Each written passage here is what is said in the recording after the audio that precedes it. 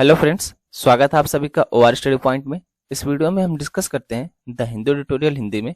उसके अलावा जो भी इंपॉर्टेंट करंट अफेयर आता है हमारे एग्जाम की दृष्टि से, आईएएस पीसीएस एग्जाम की दृष्टि से, उसके बारे में हम इसमें कवर करते हैं। ये वीडियो रोज सुबह 7 बजे तक अपलोड कर दी जाती है। अगर कोई एक्सट्रीम कंडीशन नहीं बनती है तो पीडीएफ के लिए आप टेलीग्राम ग्रुप से जुड़ सकते हैं। इसका नाम है ओआर स्टडी पॉइंट। इसकी लिंक भी आपको डिस्क्रिप्शन बॉक्स में मिल जाती है। आइए बिना किसी देरी के शुरू करते हैं आज का इंपॉर्टेंट डिस्कशन। अगर हम बात करें आज के महत्वपूर्ण दिवस की, तो आज विश्व पर्यटन दिवस यानी कि वर्ल्ड टूरिज्म डे मनाया जाता है। ये प्रत्येक वर्ष 27 सितंबर को मनाया जाता है। 2023 के लिए इसकी थीम रखी गई है पर्यटन तथा हरित निवेश, टूरिज्म एंड ग्रीन इन्वेस्टमेंट। 2023 के लिए इसकी होस्ट कंट्री कौन सी, तो ये सऊदी अरेबिया। दोस्तों, इस आर्टिकल में हम बात करने वाले हैं लोक सर्कल्स के द्वारा कंडक्ट कराए गए एक सर्वेक्षण के बारे में, एक सर्वे के बारे में। आप सभी को पता है कि मोबाइल की लत इतनी खराब है कि अगर हम एक बार मोबाइल चालू करते हैं तो 3-3 घंटे मोबाइल बंद ही नहीं करते। तो इस सर्वे में यही बताया है कि जो बच्चे हैं मोबाइल का यूज कहाँ पे कर रहे हैं, सोशल मीडिया पे कितना प्रतिशत बच्चे इसका यूज कर रहे हैं, गेम खेलने में कितना परसेंट यूज कर रहे हैं, उसके अलावा जो वाईटी है, यूट्यूब हो गया, ओटीटी प्लेटफॉर्म हो गए, इसको देखने में कितना परसेंट बच्चे यूज करते हैं मोबाइल का। तो इस तरीके से कुछ इंपॉर्टेंट डेटा दिए गए हैं इस आर्टिकल में। वैसे आप में से कोई है जिसको मोबाइल की लत लग चुकी है कि अगर चाहता भी है तब भी मोबाइल नहीं छोड़ पाता है, कि 3-3 घंटे रीलें चलती रहती है, कभी इंस्टा पे, कभी यूट्यूब पे, वाईटी पे, इस तरीके से कोई है? वैसे होंगे भी तो बताएंगे थोड़ी ना। खैर वो एक अलग मुद्दा है। चलिए देखते हैं इस आर्टिकल का जो भी इंपॉर्टेंट पॉइंट है उसके बारे में। बात की जा रही है कि कोविड-19 अवधि के बाद जैसे बच्चे स्कूल लौटे और आमने सामने पढ़ाई शुरू, यानी कि जो क्लास में उपस्थित होकर के पढ़ाई शुरू हुई है, अवकाश के लिए इंटरनेट के उपयोग में वृद्धि हुई। अभी अवकाश के लिए का क्या मतलब, जैसे मान लीजिए क्लास में है, तो जब क्लास ओवर होती है, जब ये घर पे आते हैं, तो उस टाइम इंटरनेट बहुत ज्यादा यूज करते हैं। अब ऐसा क्यों हो रहा है? क्योंकि कोविड-19 के टाइम सारे लोग फ्री थे, पूरा टाइम इंटरनेट चलता था, तो लगता था अच्छा चलो नॉर्मल है, कोई बात नहीं, इस टाइम तो इंटरनेट चल ही रहा है। लेकिन क्या हुआ, जब कोविड-19 के बाद मान लीजिए कि 10 से 4 स्कूल चल रहा है, अब इस टाइम पे बच्चे स्कूल में है, तो इस टाइम पे इंटरनेट बहुत कम यूज हो रहा है। लेकिन जैसे ही 4 बजे क्लास ओवर हो रही है और ये 5 बजे तक घर पहुंच रहे हैं फ्रेश होकर के, फिर ये जब 5 बजे से मोबाइल यूज करना शुरू करते हैं, तो वही यहाँ पे बताया जा रहा है कि जो अवकाश का टाइम है, छुट्टी का टाइम है, इसमें बहुत ज्यादा इंटरनेट यूज हो रहा है। लोक सर्कल्स के एक हालिया सर्वेक्षण से पता चलता है कि शहरी भारतीय युवा अपना अधिक समय संगीत सुनने, क्लिप देखने, सामाजिक संबंध बनाए रखने और इंटरनेट पर गेम खेलने में बिताते हैं। और ये भारतीय युवा के बारे में बात की जा रही है, जो किसी भी देश के फ्यूचर होते हैं। इस प्रवृत्ति ने 9 से 18 वर्ष की आयु के बच्चों में इलेक्ट्रॉनिक गैजेट्स की बढ़ती लत को जन्म दिया है। ये लत कुछ मामलों में अधीरता, आक्रामकता, एकाग्रता की समस्याओं, स्मृति समस्याओं, सिर दर्द, आंख और पीठ की परेशानी, तनाव, संचार कठिनाइयों, सुस्ती और यहाँ तक कि अवसाद के रूप में भी प्रकट हुई है। कई मामलों में माता पिता ने बताया कि वे उन ऐप्स के बारे में अनजान हैं जिनका उपयोग उनके बच्चे करते हैं। अब लगातार आप 3 घंटे मोबाइल देख रहे हैं, तो जाहिर सी बात है कि आपको प्रॉब्लम तो होगी ही होगी। उसके अलावा बैठने में भी दिक्कत होती है, फिर लेट के सुन रहे हैं तो लगातार लेटना भी पीठ के लिए दिक्कत करता है। उसके अलावा मान लीजिए अगर कोई वेब सीरीज देख रहा है, अब वो बिंज वाचिंग कर रहा है, बिंज वाचिंग मतलब लगातार देख रहा है, अब बीच में आकर के कोई कहता है कि चलो खाना खा लो या कोई काम कर दो, तो जाहिर सी बात है कि वो आक्रामक हो जाएगा कि अरे यार मैं देख रहा हूँ, अभी कर लेने दो, पूरा हो जाएगा तभी जाऊंगा। पढ़ाई छोड़ करके उनको वेब सीरीज देखना है, जब वेब सीरीज पूरी हो जाएगी तभी वो उठेंगे। तो ये सारी समस्याएं निकल के आ रही है मोबाइल के अधिक यूज करने से। राष्ट्रव्यापी सर्वेक्षण का उद्देश्य माता पिता की अपने बच्चों द्वारा सोशल मीडिया, ओटीटी प्लेटफॉर्म और ऑनलाइन गेमिंग प्लेटफॉर्मों के लंबे समय तक उपयोग के संबंध में प्राथमिक चिंताओं को समझना था। यानी जो सर्वे कराया गया उसका उद्देश्य क्या था, तो यही उसका उद्देश्य था। इसके अतिरिक्त इसने इन प्लेटफॉर्मों तक पहुंच के लिए माता पिता की अनुमति की आवश्यकता पर माता पिता की राय मांगी। सर्वेक्षण में भारत के 296 जिलों में फैले 46,000 से अधिक शहरी भारतीय अभिभावकों से प्रतिक्रिया एकत्र की गई। इन उत्तरदाताओं में 62% मेल थे और 38% फीमेल थी। सर्वेक्षण में सोशल मीडिया, ओटीटी वीडियो और ऑनलाइन गेमिंग के संबंध में 9 से 17 आयु वर्ग के बच्चों की दैनिक इंटरनेट खपत के बारे में पूछा गया और 11,507 उत्तरों में से प्राप्त 61% शहरी भारतीय माता पिता ने संकेत दिया कि उनके बच्चे इन गतिविधियों के लिए हर दिन औसतन 3 घंटा या उससे अधिक समय समर्पित करते हैं। 39% ने कहा कि उनके बच्चे प्रतिदिन 1 से 3 घंटे गैजेट का उपयोग करते हैं, जबकि 46% ने कहा कि 3 से 6 घंटे और 15% ने कहा कि 6 घंटे से अधिक। मतलब पढ़ के भी मुझे हंसी आ रही है कि सोचिए इतना इतना ज्यादा टाइम हम मोबाइल फोन पे बिता रहे हो, अभी क्या करने के लिए, तो वीडियो क्लिप देखने के लिए, गेम खेलने के लिए, ये सारी चीजें करने के लिए हम 3 से 6 घंटे बिता रहे हैं एक दिन का। महत्वपूर्ण बात यह है कि किसी भी प्रतिभागी ने यह नहीं कहा कि उनके बच्चे ऐसी ऑनलाइन गतिविधियों से दूर रहते हैं। सर्वेक्षण में यह भी पता लगाया गया कि 9 से 17 वर्ष की आयु के बच्चे किस ऑनलाइन प्लेटफॉर्म पर सबसे अधिक जुड़े हुए हैं, तो 12,017 उत्तरदाताओं में से कुछ ने संकेत दिया कि उनके बच्चे कई माध्यमों के आदी थे। आदि नहीं है ये, आदि मतलब लगातार इनको लत लग जाना, वो वाली कंडीशन में पहुंच गए हैं। कुल मिलाकर 37% ने बताया कि उनके बच्चे ज्यादातर वीडियो या ओटीटी जैसे कि यूट्यूब हो गया, प्राइम वीडियो हो गया, नेटफ्लिक्स हो गया और हॉटस्टार ये सब देखते हैं। 35% ने सोशल मीडिया प्लेटफॉर्म जैसे कि Instagram, WhatsApp, Snapchat, BeReal की ओर इशारा किया। और 33% ने online gaming, Minecraft, PUBG, Fortnite, Among Us, FIFA, fantasy sports सहित की पहचान की। मतलब ये अभी भी चल रहा है क्या? पबजी तो बैन हो गया था ना। इसके अतिरिक्त 10% ने अन्य ऑनलाइन गतिविधियां चुनी, जबकि 2% निश्चित नहीं थे कि वो लोग क्या करते हैं, इनको पता ही नहीं है। उत्तरदाताओं के एक छोटे अनुपात 8% ने कहा कि उनके बच्चे उपरोक्त किसी भी social media platform, online game या मनोरंजन के आदी नहीं थे। आप में से कितने लोग ऐसे हैं जिनके पास किसी ना किसी एक, ये क्या होता है यार, नेटफ्लिक्स हो गया, जैसे अमेजोन प्राइम हो गया, क्या ओ हाँ ओटीटी, किसी न किसी एक ओटीटी का आपके पास सब्सक्रिप्शन है। दिमाग से नाम स्लिप कर गया था किसको कहते क्या। अच्छा यहाँ पे पढ़ रहा हूँ किसको क्या कहते हैं और दिमाग से निकल गया कि इसको कहते क्या। तो आप में से कोई है जिसके पास अमेजोन प्राइम या नेटफ्लिक्स या किसी और चीज का सब्सक्रिप्शन? देखो मैं मांगूंगा नहीं, मुझे नहीं चाहिए सब्सक्रिप्शन, बस पूछ रहा हूँ। सर्वेक्षण में माता पिता से उनके बच्चों पर सोशल मीडिया, वीडियो या ओटीटी और ऑनलाइन गेम के भावनात्मक या मानसिक प्रभाव को इंगित करने के लिए कहा गया। 11,697 उत्तरदाताओं में से 39% ने प्रभाव के रूप में आक्रामकता का उल्लेख किया। इसके बाद 37% ने अधीरता का हवाला दिया, 27% ने सुस्ती का उल्लेख किया, 25% ने अपने बच्चों को अति सक्रिय बताया और 22% ने अवसाद की सूचना दी। मतलब बताओ, 22% बच्चे ऐसे हैं जो मोबाइल का यूज करते करते डिप्रेशन में चले गए हैं। वैसे एक चीज बताऊं, यहाँ पे बच्चों की गलती तो है ही, लेकिन हमारी भी गलती है, जो अभिभावक होते हैं उनकी भी गलती है। अब कहेंगे ऐसे कैसे? बच्चे बोलने से ज्यादा देखने से सीखते हैं। हम क्या कर रहे हैं उससे ज्यादा सीखते हैं बच्चे, ना कि हम क्या बोल रहे हैं उससे। तो अगर घर पे माहौल ही ऐसा है कि हर कोई अपना अपना मोबाइल लेकर के पड़ा है, कोई यहाँ चला रहा है, कोई वहां चला रहा है, तो जाहिर सी बात है कि बच्चे भी वही सीखेंगे। अगर घर का माहौल ऐसा है कि हर कोई किताब पढ़ रहा है कहीं ना कहीं बैठ के, हर कोई आपस में बात कर रहा है, डिस्कशन कर रहा है, तो जाहिर सी बात है कि बच्चे भी वही सीखेंगे। सकारात्मक पक्ष पर लगभग 10% माता पिता ने कहा कि उनके बच्चे अधिक सामाजिक हो गए हैं और 8% ने बताया कि उनके बच्चे अधिक खुश हैं। 2% ने संकेत दिया कि उनके बच्चों पर किसी भी तरह का प्रभाव नहीं पड़ा। सर्वेक्षण में पूछा गया कि क्या भारत को 18 वर्ष से कम उम्र के बच्चों के लिए सोशल मीडिया, ओटीटी या वीडियो और ऑनलाइन गेमिंग प्लेटफॉर्म में शामिल होने के लिए माता पिता की अनिवार्य सहमति को प्राथमिकता देनी चाहिए। तो 11,798 उत्तरों में से 73% ने माना कि माता पिता की अनुमति की आवश्यकता पर जोर दिया गया है और 13% का मानना था कि स्वतंत्र पहुंच के लिए न्यूनतम आयु 15 वर्ष निर्धारित की जानी चाहिए, जबकि 9% ने महसूस किया कि सहमति के बिना शामिल होने के लिए न्यूनतम आयु 13 वर्ष बनाए रखना उचित होगा। अब यही सारी चीजें हम यहाँ पे डिस्कस किए हैं, वही सारी चीजें यहाँ पे चार्ट के माध्यम से दिखाई गई, तो अगर कोई देखना चाहता है तो चार्ट के माध्यम से आप देख लीजिएगा।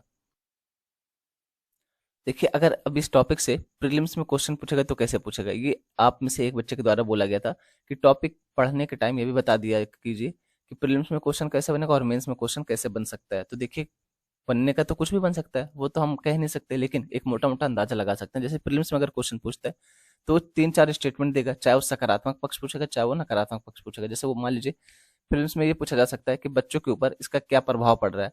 अब 3-4 स्टेटमेंट दे देगा कि बच्चे अधिक सामाजिक हो गए हैं, बच्चों का समाजीकरण अधिक हो रहा है, या फिर बच्चे आक्रामक हो जा रहे हैं, या इसके ऊपर अवसाद का भी प्रभाव पड़ रहा है। तो अब यहाँ पे दे देगा 1-2 सही है, 2-3 सही, इस तरीके से स्टेटमेंट देके पूछ सकता है। और अगर वहीं मेंस की बात करें तो मेंस में भी इसी तरीके से क्वेश्चन पूछेगा कि जो सोशल मीडिया है इसके नकारात्मक पक्ष के बारे में बताइए। यह सोशल मीडिया, जैसे अब एक क्वेश्चन पूछता है ना आपसे, विज्ञान अभिश्राप या वरदान, इस तरीके से स्टेटमेंट पूछता है इससे में। तो इस तरीके से यहाँ पे भी आपसे पूछा जा सकता है कि जो सोशल मीडिया, इसकी भूमिका क्या है, बच्चों के ऊपर इसका प्रभाव क्या पड़ रहा है।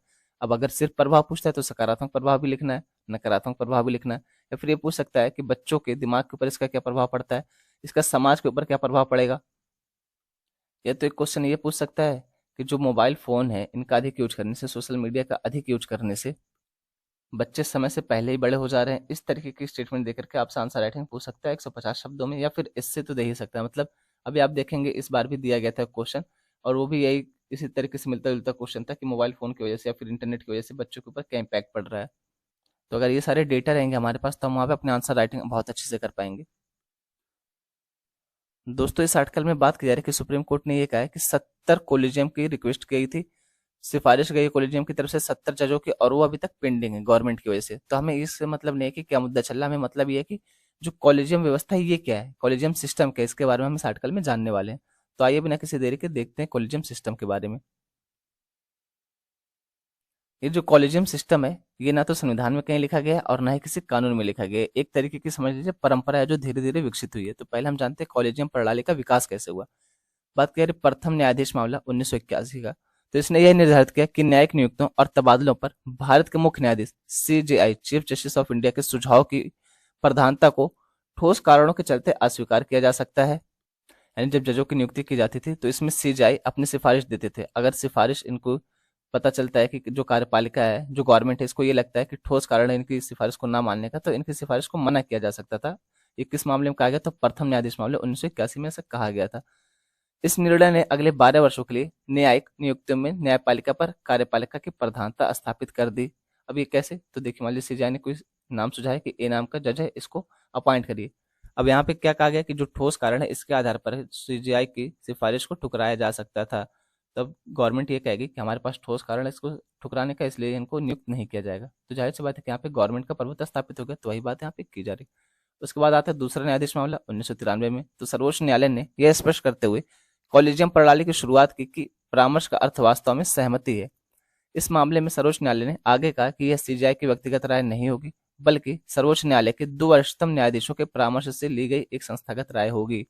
यानी कि जो दूसरा न्यायाधीश मामला सेकंड जजेस केस आया था 1993 में, इसमें सुप्रीम कोर्ट ने ये कहा था कि परामर्श का मतलब यही है, यानी कि सुप्रीम कोर्ट के सीजेआई से जो परामर्श ले रहा था उसका ये मतलब ये है कि ये परामर्श कहने के लिए, लेकिन ये आपके लिए बाध्यकारी है। यानी अगर सुप्रीम कोर्ट की तरफ से कोई नाम जाता है तो आपको इनको अपॉइंट करना ही करना पड़ेगा।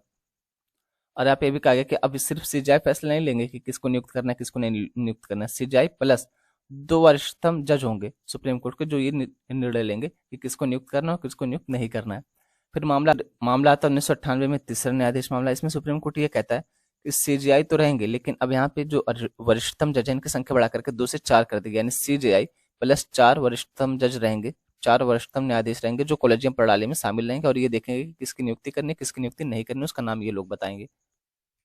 अगर बात करें कॉलेजियम प्रणाली का प्रमुख कौन होता है, तो सर्वोच्च न्यायालय के कॉलेजियम की अध्यक्षता सीजेआई द्वारा की जाती है और इसमें 4 अन्य न्यायाधीश शामिल होते हैं। ये चीज हमने अभी देखी है। उच्च न्यायालय के कॉलेजियम का नेतृत्व उसके मुख्य न्यायाधीश द्वारा किया जाता है और उस न्यायालय के 4 अन्य वरिष्ठतम न्यायाधीश रहते हैं उसमें। अगर सुप्रीम कोर्ट की बात करें तो सुप्रीम कोर्ट में सीजेआई प्लस 4 जज होते हैं वरिष्ठतम, और इसी तरीके से हम हाई कोर्ट की बात करें तो जो हाई कोर्ट के मुख्य जज होते हैं यहाँ पे, तो वो रहते हैं प्लस 4 वरिष्ठतम न्यायाधीश रहते हैं उस हाई कोर्ट के। उच्च न्यायपालिका के न्यायाधीशों की नियुक्ति कॉलेजियम प्रणाली के माध्यम से ही की जाती है और इस प्रक्रिया में सरकार की भूमिका कॉलेजियम द्वारा नाम तय किए जाने के बाद की प्रक्रिया में ही होती है। विभिन्न न्यायिक नियुक्तियों के लिए निर्धारित प्रक्रिया क्या है? तो भारत का मुख्य न्यायाधीश सीजेआई के लिए कैसे इनको नियुक्त किया जाता है, सीजेआई कौन बनेगा उसके बारे में बात की जा रही है। सीजेआई और सर्वोच्च न्यायालय के अन्य जजों की नियुक्ति भारत के राष्ट्रपति द्वारा की जाती है। अगले सीजेआई के संदर्भ में निवर्तमान सीजेआई अपने उत्तराधिकारी के नाम की सिफारिश करता है। हालांकि वर्ष 1970 के दशक के अतिलंघन विवाद के बाद से व्यवहारिक रूप से इसके लिए वरिष्ठता के आधार का पालन किया जाता है। यानी सीजेआई कैसे चुना जाता है, तो जाहिर सी बात है कि वरिष्ठतम कौन होगा उसी के आधार पर चुना जाता है। हालांकि जब इमरजेंसी लगी थी तब उस टाइम पे ये क्रम भंग हो गया था, उस टाइम पे सबसे वरिष्ठतम सदस्य को नहीं चुना गया था। अगर हम बात करें सुप्रीम कोर्ट के जो जज होते हैं इनको कैसे नियुक्त किया जाता है, तो सर्वोच्च न्यायालय के अन्य न्यायाधीशों के लिए नामों के चयन का प्रस्ताव सीजेआई द्वारा शुरू किया जाता है। सीजेआई कॉलेजियम के बाकी सदस्यों के साथ साथ उस उच्च न्यायालय के वरिष्ठतम न्यायाधीश से भी परामर्श करता है, जिससे न्यायाधीश पद के लिए अनुशंसित व्यक्ति संबंधित होता है। निर्धारित प्रक्रिया के तहत परामर्शदाताओं को लिखित रूप में अपनी राय दर्ज करानी होती है और इसे फाइल का हिस्सा बनाया जाता है। इसके पश्चात कॉलेजियम केंद्रीय कानून मंत्री को अपनी सिफारिश भेजता है, जिसके माध्यम से इसे राष्ट्रपति को सलाह देने तो प्रधानमंत्री को भेजा जाता है। यानी जिस व्यक्ति को जज बनाया जा रहा है सुप्रीम कोर्ट में, जी ये किसी हाई कोर्ट से संबंधित था, तो ये जिस हाई कोर्ट से संबंधित है उसके वरिष्ठतम न्यायाधीश जो होता है उनसे भी परामर्श लिया जाता है। वही बात यहाँ पे की जा रही है। उसके बाद फिर क्या होता है, तो ये कानून मंत्री को भेजते हैं प्रस्ताव कि हमने 4 व्यक्तियों का नाम चुना, आप देख लीजिए कि किनको नियुक्त करना है। और जब कानून मंत्री के पास जाता है तो ये कानून मंत्री प्रधानमंत्री को भेजते हैं। फिर इसके बारे में जो 4 सदस्य हैं इनके बारे में इन्वेस्टिगेशन होती है कि ये सही है ना, ये कोई गलत काम तो नहीं कर रहे, किसी और चीज में संलिप्त तो नहीं पाएगा। तो उसके बेस पे फिर जब ये रिपोर्ट देखते हैं कि हाँ सही है, तब इनको नियुक्त कर दिया जाता है। और यही जो जांच होती है, यही जांच में बहुत ज्यादा समय लगा देती है गवर्नमेंट, जानबूझ के कभी कभी मामला फंसा देती है, जिसकी वजह से 70 जजों की नियुक्ति अभी तक रुकी हुई है। तो यही मामला है। अगर हम बात करें उच्च न्यायालय के मुख्य न्यायाधीश कैसे नियुक्त होते हैं, तो उच्च न्यायालय के मुख्य न्यायाधीश की नियुक्ति इस आधार पर की जाती है कि मुख्य न्यायाधीश के रूप में नियुक्त होने वाला व्यक्ति संबंधित राज्य से न होकर किसी अन्य राज्य से होगा। यद्यपि चयन का निर्णय कॉलेजियम द्वारा लिया जाता है। उच्च न्यायालय के न्यायाधीशों की सिफारिश सीजेआई और 2 वरिष्ठतम न्यायाधीशों वाले एक कॉलेजियम द्वारा की जाती है। हालांकि इसके लिए प्रस्ताव को संबंधित उच्च न्यायालय के निवर्तमान मुख्य न्यायाधीश द्वारा अपने 2 वरिष्ठतम सहयोगियों से परामर्श के बाद पेश किया जाता है। यह सिफारिश मुख्यमंत्री को भेजी जाती है, जो इस प्रस्ताव को केंद्रीय कानून मंत्री को भेजने के लिए राज्यपाल को सलाह देता है। कॉलेजियम प्रणाली से संबंधित मुद्दे क्या हैं, इसको लेकर के कई बार विवाद क्यों होता है? तो इसमें पहला पॉइंट है कार्यपालिका का बहिष्करण। न्यायिक नियुक्ति प्रक्रिया से कार्यपालिका के पूर्ण बहिष्करण ने एक ऐसी प्रणाली का निर्माण किया है जहां कुछ न्यायाधीश पूर्ण गोपनीय तरीके से अन्य न्यायाधीशों की नियुक्ति करते हैं। इसके अलावा वे किसी भी प्रशासनिक निकाय के प्रति जवाबदेह नहीं होते हैं, जिसके कारण सही उम्मीदवार की अनदेखी करते हुए गलत उम्मीदवार का चयन किया जा सकता है। उसके अलावा बात करें पक्षपात और भाई भतीजावाद की संभावना। कॉलेजियम प्रणाली सीजीआई पद के उम्मीदवार के परीक्षण हेतु कोई विशिष्ट मानदंड प्रदान नहीं करती है, जिसके कारण यह पक्षपात एवं भाई भतीजावाद की व्यापक संभावना की ओर ले जाती है। यह न्यायिक प्रणाली की गैर पारदर्शिता को जन्म देती है, जो देश में विधि एवं व्यवस्था के विनियमन के लिए अत्यंत हानिकारक है।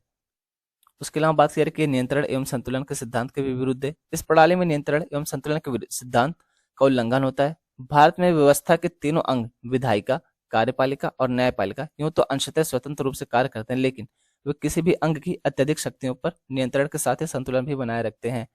कॉलेजियम प्रणाली न्यायपालिका को अपार शक्ति प्रदान करती है, जो नियंत्रण का बहुत कम अवसर देती है और दुरुपयोग का खतरा उत्पन्न करती है। इसके अलावा बात करें close door mechanism. Close door mechanism का ये मतलब है कि जैसे ये सीजीआई हो गया प्लस 4 जज हो गए, ये लोग मिलकर आपस में फैसले ले लेते हैं। आप किस बेस पे इनको चुना गया है, किस बेस पे दूसरे व्यक्ति को नहीं चुना गया, ये सारी चीजें किसी को बताते नहीं। बस मतलब हमने चुन लिया तो चुन लिया, बात खत्म। अब किस बेस पे मान लीजिए 4 लोग का नाम आया, इसमें से किसी 2 को चुना गया, तो इन 2 को क्यों चुना गया, इन 2 को क्यों छोड़ दिया गया, उसके बारे में कोई जानकारी नहीं होती है। तो वही बात यहाँ पे कही जा रही है। इसके अलावा कॉलेजियम की कार्रवाई का कोई आधिकारिक कार्यवृत्त भी दर्ज नहीं होता है। असमान प्रतिनिधित्व चिंता का एक अन्य क्षेत्र उच्च न्यायपालिका की संरचना है, जहां महिलाओं का प्रतिनिधित्व काफी कम है। अगर हम बात करें नियुक्ति प्रणाली में सुधार के प्रयास क्या किए गए हैं, तो इसे राष्ट्रीय न्यायिक नियुक्ति आयोग 99वें संशोधन अधिनियम 2014 के माध्यम से द्वारा प्रतिस्थापित करने के प्रयास को 2015 में ने इस आधार पर खारिज कर दिया कि यह न्यायपालिका की स्वतंत्रता के लिए खतरा है। देखिए हुआ कहता है कि 99वां संविधान संशोधन अधिनियम 2014 के माध्यम से एनजेएसी करके एक कमीशन लाई जा रही थी, नेशनल जुडिशियल अपॉइंटमेंट कमीशन। क्या करने के लिए, तो जो सुप्रीम कोर्ट है, जो हाई कोर्ट है, यहाँ पे जजों की नियुक्ति करने के लिए। लेकिन सुप्रीम कोर्ट ने ये कहा कि ये बेसिक स्ट्रक्चर का उल्लंघन है। कौन से बेसिक स्ट्रक्चर का, तो न्यायपालिका की स्वतंत्रता का उल्लंघन करता है, इस वजह से हम इसको असंवैधानिक खारिज करते हैं। सुप्रीम कोर्ट ने एनजेएसी को असंवैधानिक घोषित कर दिया था और इसको नील एंड व्हाइट करार दे दिया था। आगे की राह क्या, तो कार्यपालिका और न्यायपालिका को शामिल करते हुए रिक्तियों को भरना एक सतत व सहयोगी प्रक्रिया है तथा इसके लिए कोई समय सीमा नहीं हो सकती है। हालांकि यह एक अस्थायी स्वतंत्र निकाय के बारे में सोचने का समय है, जो न्यायपालिका की स्वतंत्रता को बनाए रखने हेतु प्रयास सुरक्षा उपायों के साथ प्रक्रिया को संस्थागत बनाने के लिए न्यायिक प्रधानता की गारंटी देता है, लेकिन न्यायिक विशिष्टता की गारंटी नहीं देता। इसे स्वतंत्रता सुनिश्चित करनी चाहिए, विविधता को प्रतिबंधित करना चाहिए, पेशेवर क्षमता और अखंडता का प्रदर्शन करना चाहिए। अब यहाँ पे हम देखते हैं कि यूपीएससी में इससे रिलेटेड क्वेश्चन कैसे पूछे गए। तो आप देख सकते हैं कि वर्ष 2019 में क्वेश्चन पूछा गया था, भारत के संविधान में 44वें संशोधन ने प्रधानमंत्री के चुनाव को न्यायिक समीक्षा से परे रखने वाला एक अनुच्छेद पेश किया। भारत के सर्वोच्च न्यायालय ने न्यायपालिका की स्वतंत्रता के उल्लंघन के रूप में भारत के संविधान में 99वें संशोधन को रद्द कर दिया। तो आप देख सकते हैं इसका सही उत्तर भी होगा। तो ये प्रीलिम्स का क्वेश्चन हो गया। अब मेंस में कैसे पूछेगा, तो मेंस में ये पूछेगा कि जो कॉलेजियम प्रणाली है, इससे संबंधित मुद्दों के बारे में चर्चा कीजिए, इसके सुधार के लिए क्या प्रयास किए गए हैं, क्या प्रयास किए जा सकते हैं। इस तरीके से यहाँ पे मेंस में क्वेश्चन पूछा जा सकता है आपसे कि जो कॉलेजियम प्रणाली है, कभी तो ये पूछ सकते हैं कि इसके कार्य प्रणाली के बारे में समझाइए और इससे संबंधित चुनौतियां क्या है, इससे संबंधित मतभेद क्यों रहता है, ये बताने के लिए कहा जा सकता है। उसके अलावा ये पूछा जा सकता है इसको सुधारने के प्रयास क्या क्या किए गए हैं और आप क्या सुझाव देते हैं। इस तरीके से मेंस में आपसे क्वेश्चन पूछा जा सकता है। यहाँ पे एक शॉर्ट न्यूज है, ये बहुत ज्यादा इंपॉर्टेंट एग्जाम के दृष्टि से, लेकिन इसको थोड़ा सा ध्यान में रखिए क्योंकि जैसे ये न्यूज है ना, अब इसका कंक्लूजन यही निकलता है कि अर्थव्यवस्था में सुधार होने वाला, बस इसका मिला जुला के कंक्लूजन नहीं निकलेगा। तो इसने थोड़ा सा डेटा दिया, उसके बारे में हम जान लेते हैं। इसको कहीं आंसर राइटिंग में यूज करना होगा तो यूज कर सकते हैं आप। बात की जा रही है कि S&P ग्लोबल के अनुसार ये बताया जा रहा है कि बैंक अधिक वैश्विक निवेश आकर्षित करने वाले हैं। बाजार खुफिया, अच्छा बाजार खुफिया कौन है, तो यही S&P ग्लोबल, इसी के बारे में बात की जा रही है। प्रदाता का कहना है कि उच्च ऋण वृद्धि, बेहतर मार्जिन और स्थिर परिसंपत्ति गुणवत्ता ऋणदाताओं की संभावना को बढ़ा रही है। निजी क्षेत्र के बैंक बड़ी मात्रा में विदेशी निवेशकों की पूंजी खींच रहे हैं। S&P ग्लोबल मार्केट इंटेलिजेंस ने एक रिपोर्ट में कहा कि भारतीय बैंक बेहतर रिटर्न की तलाश कर रहे निवेशकों से बढ़ते वैश्विक निवेश को आकर्षित करने के लिए तैयार हैं, क्योंकि उच्च ऋण वृद्धि, बेहतर मार्जिन और स्थिर परिसंपत्ति गुणवत्ता ने ऋणदाताओं की संभावनाओं को बढ़ावा दिया है। S&P ग्लोबल के अनुसार भारतीय बैंकों में विदेशी संस्थागत निवेशकों की हिस्सेदारी का कुल बाजार मूल्य हाल के वर्षों में बढ़कर 30 जून तक 8.36 ट्रिलियन हो गया है, जो एक साल पहले 7.71 ट्रिलियन था। मार्केट इंटेलिजेंस प्रदाता ने कहा यह जून 2020 में 6.73 ट्रिलियन के आंकड़े से एक महत्वपूर्ण वृद्धि को दर्शाता है। S&P ग्लोबल के डेटा शो के अनुसार FII की अधिकांश हिस्सेदारी 30 जून तक मूल्य का 93.5% सबसे बड़े निजी क्षेत्र बैंकों में केंद्रित थी। अभी बैंक कौन कौन से थे? तो ICICI बैंक हो गया, HDFC बैंक हो गया और कोटक महिंद्रा बैंक हो गया। निजी क्षेत्र के बैंकों में FII की हिस्सेदारी का बाजार मूल्य जून तक बढ़कर 7.82 ट्रिलियन हो गया, जो एक साल पहले 7.29 ट्रिलियन था। अगला बिंदु, भारतीय सरकारी स्वामित्व वाले बैंकों में FII की हिस्सेदारी का बाजार मूल्य जून तक 541 बिलियन था। भारतीय बैंकों में विदेशी निवेशकों की सूची में अमेरिका स्थित कैपिटल रिसर्च एंड मैनेजमेंट शीर्ष पर है, उसके बाद ब्लैक रॉक है। अगर हम बात करेंगे FII क्या है, तो इसका पूरा नाम है फॉरेन इंस्टीट्यूशनल इन्वेस्टर्स, यानी कि विदेशी संस्थागत निवेशक। अब ये क्या होते हैं? तो ये मान लीजिए अमेरिका के रहने वाले हैं, लेकिन ये निवेश कहाँ पे कर रहे हैं? तो ये भारत में निवेश कर रहे हैं, तो इन्हें को विदेशी संस्थागत निवेशक कहा जाता है। यानी एक प्रकार के निवेशक या निवेश निधि होती है जो किसी अन्य देश में रहने वाले होते हैं और किसी अन्य देश में निवेश करते हैं। तो यही बात दोस्तों, इस आर्टिकल में हम बात करने वाले हैं एक योजना के बारे में, उसका नाम है विवाद से विश्वास योजना। वैसे तो यहाँ पे चर्चा की गई सिर्फ पहले चरण की इसके, लेकिन हम इसके दूसरे चरण के बारे में भी जानने वाले हैं। तो आइए बिना किसी देरी के जानते हैं इस योजना के बारे में। बात की जा रही वित्त मंत्रालय के व्यय विभाग ने सूक्ष्म, लघु और मध्यम उद्यमों MSMEs को कोविड-19 अवधि के लिए राहत प्रदान करने के लिए विवाद से विश्वास फर्स्ट MSME को राहत योजना शुरू की थी। इस योजना की घोषणा केंद्रीय बजट 2023-24 में केंद्रीय वित्त मंत्री श्रीमती निर्मला सीतारमण द्वारा की गई थी। सीतारमण ने क्या कहा था? तो कोविड अवधि के दौरान MSME द्वारा अनुबंधों को निष्पादित करने में विफलता के मामलों में बोली या प्रदर्शन सुरक्षा से संबंधित जब्ती की गई राशि का 95% सरकार और सरकारी उपक्रमों द्वारा उन्हें वापस कर दिया जाएगा। इससे MSME को राहत मिलेगी। वित्त मंत्रालय के व्यय विभाग ने 6 फरवरी 2023 को एक आदेश जारी किया था, जिसमें योजना की व्यापक संरचना का संकेत दिया गया था। इस संबंध में अंतिम निर्देश अधिक मामलों को कवर करने के लिए राहत का विस्तार करना और रिफंड की सीमा में ढील देना 11/4/2023 को जारी किया गया था। यह योजना 17/4/2023 से शुरू की गई थी और दावा प्रस्तुत करने की अंतिम तिथि 30/6/2023 रखी गई थी। तो ये सभी बस ये याद रखिए कि 17/4/2023 से शुरू की गई थी, बाकी सारी डेट उतना ज्यादा इंपॉर्टेंट नहीं है। वित्त मंत्रालय ने इस योजना के माध्यम से कोविड-19 अवधि के दौरान प्रभावित पात्र MSME को निम्नलिखित अतिरिक्त लाभ देने का निर्णय लिया था। यानी इस योजना की विशेषता क्या थी, इस योजना के तहत क्या किया जाएगा? तो ये सारी चीजें की जाएंगी। जब्त की गई प्रदर्शन सुरक्षा का 95% वापस कर दिया जाएगा। बोली सुरक्षा का 95% वापस कर दिया जाएगा। काटी गई परिसंपत्ति क्षति LD का 95% वापस कर दिया जाएगा। प्राप्त जोखिम खरीद राशि का 95% वापस कर दिया जाएगा। यदि किसी फर्म को केवल ऐसे अनुबंधों के निष्पादन में चूक के कारण प्रतिबंधित किया गया है, तो खरीद इकाई द्वारा उचित आदेश जारी करके ऐसे निषेध को भी रद्द कर दिया जाएगा। हालांकि यदि किसी फर्म को अंतरिम अवधि अर्थात इस आदेश के तहत निषेध की तारीख और निरस्तीकरण की तारीख के कारण किसी भी अनुबंध की नियुक्ति के लिए नजरअंदाज कर दिया गया है, तो किसी भी दावे पर विचार नहीं किया जाएगा। ऐसी वापस की गई राशि पर कोई ब्याज नहीं दिया जाएगा।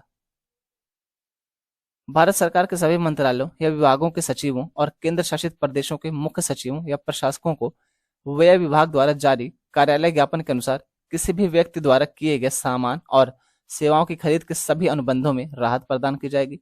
MSME के साथ मंत्रालय या विभाग या संलग्न या अधीनस्थ कार्यालय या स्वायत्त निकाय या केंद्रीय सार्वजनिक क्षेत्र उद्यम या केंद्रीय सार्वजनिक क्षेत्र के बैंक या वित्तीय संस्थान आदि जो निम्नलिखित मानदंडों को पूरा करते होंगे इसके अंतर्गत पात्र होंगे। आपूर्तिकर्ता या ठेकेदार द्वारा दावे की तिथि पर MSME मंत्रालय की प्रासंगिक योजना के अनुसार एक मध्यम, लघु या सूक्ष्म उद्यम के रूप में पंजीकृत हो।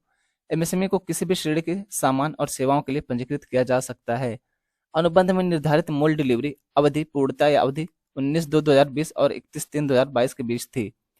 सरकारी e marketplace government e marketplace ने इस योजना के कार्यान्वयन के लिए एक समर्पित वेब पेज विकसित किया है। योग्य दावों को केवल जिम के माध्यम से संसाधित किया जाएगा।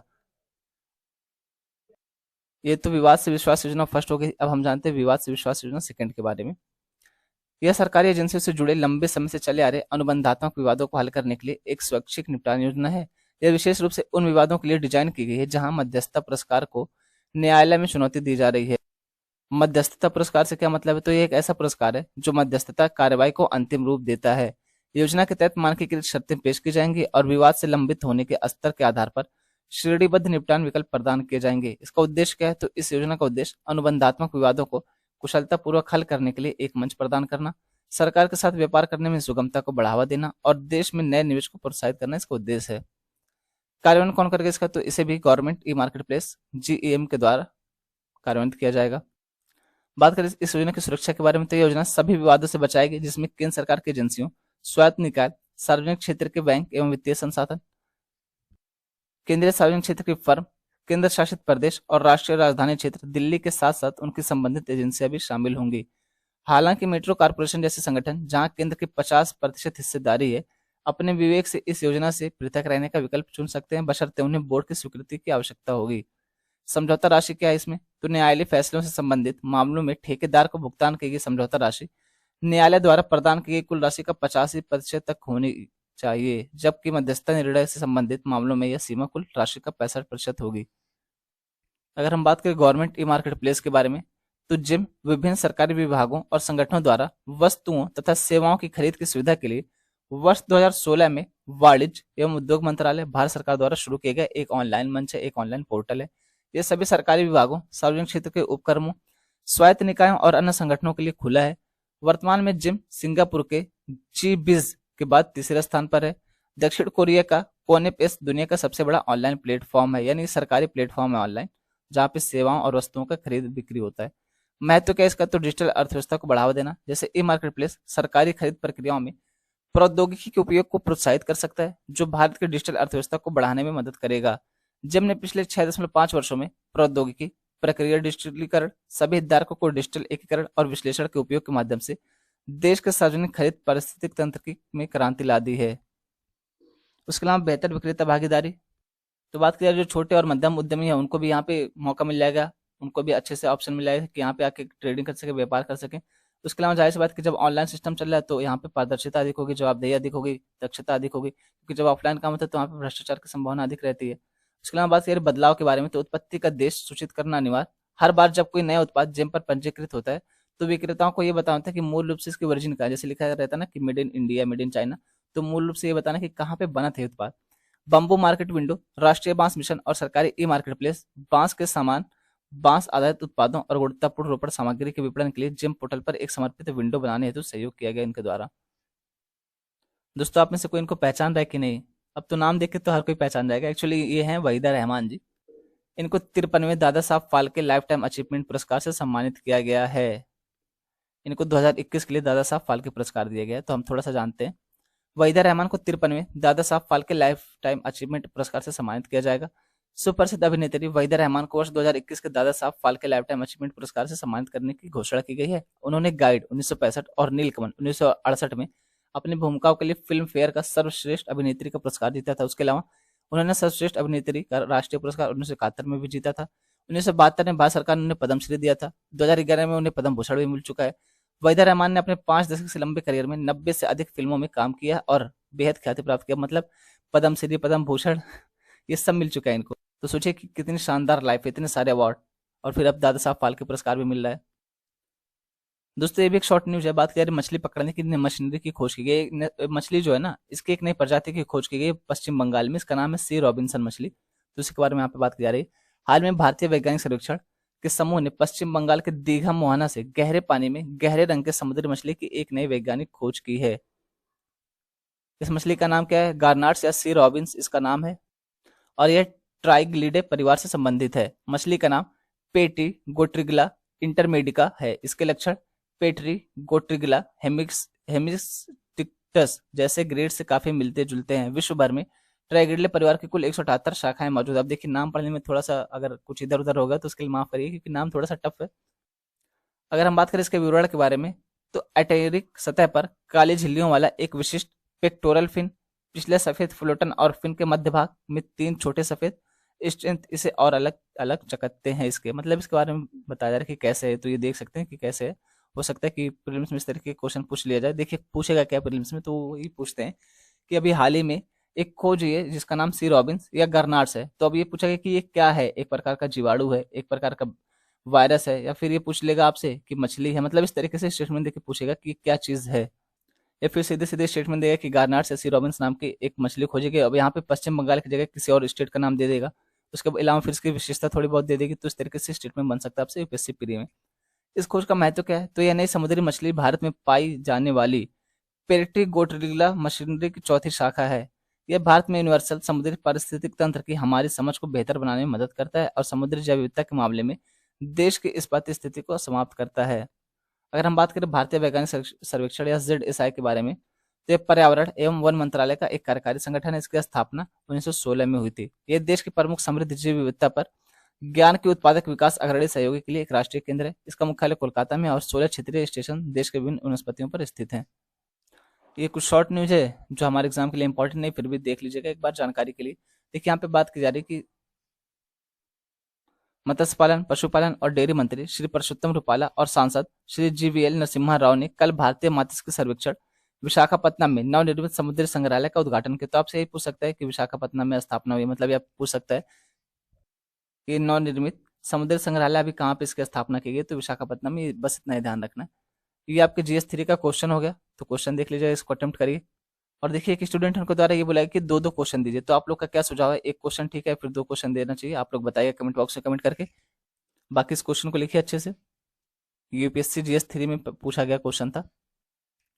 यहीं तक रखते हैं आज की वीडियो। बोलने में बहुत सारी गलती, उसके लिए दिल से सॉरी। आप सबके सपोर्ट के लिए बहुत बहुत धन्यवाद। इसी तरीके से सपोर्ट बनाए रखिए, मिलके काम करेंगे दोनों। कुछ आपका इंप्रूवमेंट होगा, कुछ मेरा इंप्रूवमेंट होगा। देखिए अगर आप ये लेक्चर सुन रहे हैं तो मैं एक चीज क्लियर कर दूं कि ये बात दिमाग से बिल्कुल निकाल के सुनिएगा कि जो पढ़ा रहा है उसको सारी चीजें पता है। चाहे वो मैं हुआ, चाहे दुनिया का कोई भी टीचर हुआ, कोई भी इंसान हुआ, उसको सारी चीजें कभी भी नहीं पता होती हैं। बहुत सारे टॉपिक ऐसे होंगे जिसके बारे में आपको मुझसे कहीं ज्यादा जानकारी होगी। तो ये चीज दिमाग से निकाल के सुनिएगा कि जो पढ़ा रहे हैं उनको सारी चीजें पता है, या फिर उनसे गलती नहीं हो सकती। भगवान थोड़ी ना है, गलती सबसे हो सकती है और होती रहती है। ऐसा थोड़ी ना है यार, इंसान है तो गलती तो होगी। तो ये चीज दिमाग से निकाल दीजिएगा कि टीचर है तो उसको सारी चीजें पता है। चाहे मैं हुआ, चाहे कोई भी टीचर हो, आप कहीं भी पढ़ रहे हो, आप किसी से भी पढ़ रहे हो, तो ये चीज ध्यान में रखिएगा, टीचर से भी गलती हो सकती है। ऐसा नहीं कि वो भगवान है। यहीं तक रखते हैं वीडियो। आप सबके सपोर्ट के लिए बहुत बहुत थैंक यू। इसी तरीके से सपोर्ट बनाए रखिए।